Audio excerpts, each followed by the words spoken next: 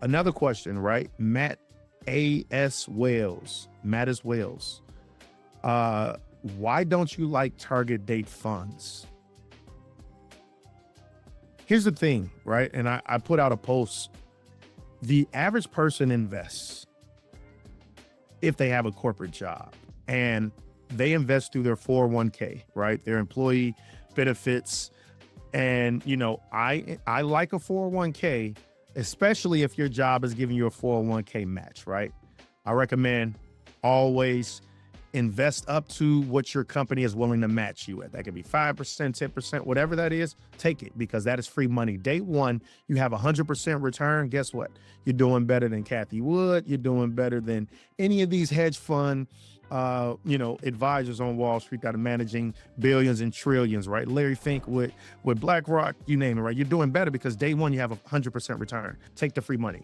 Now, what happens is if you just automatically default your 401k to saying, oh, I want to target 5%, the first investment they're going to give you is a target date fund, which by definition is saying this is when you are expected to retire. So if I'm 30, I'm supposed to retire in 30 years. At 60, what they're going to say this year, which is 2026, they're going to say a 2055 target date fund, right? It's every 5 years, right?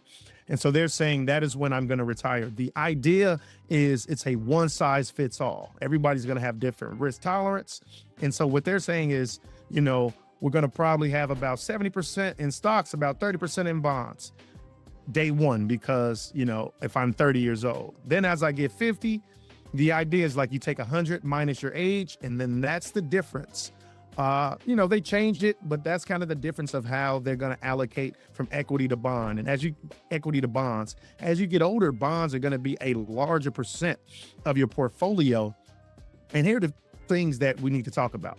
There are a lot of fees in 401ks.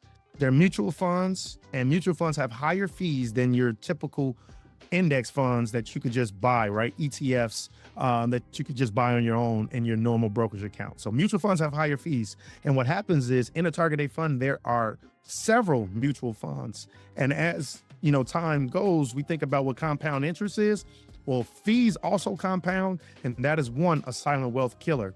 And then the other thing is bonds have been doing extremely poorly over the past decade or so. And so, the younger you are, I just love pure stocks. Now, everybody's a little differently. Bonds do have a place in a portfolio, but once again, it depends on kind of your own knowledge. But I like, knowing what you own, seeing the fees that you own, and the younger you are, I don't think you need any bond exposure right now. But I love the question.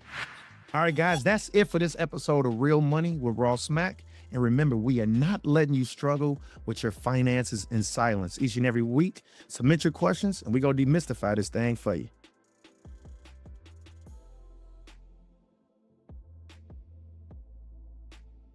This content was not intended to be financial advice and should not be used as a substitute for professional financial services.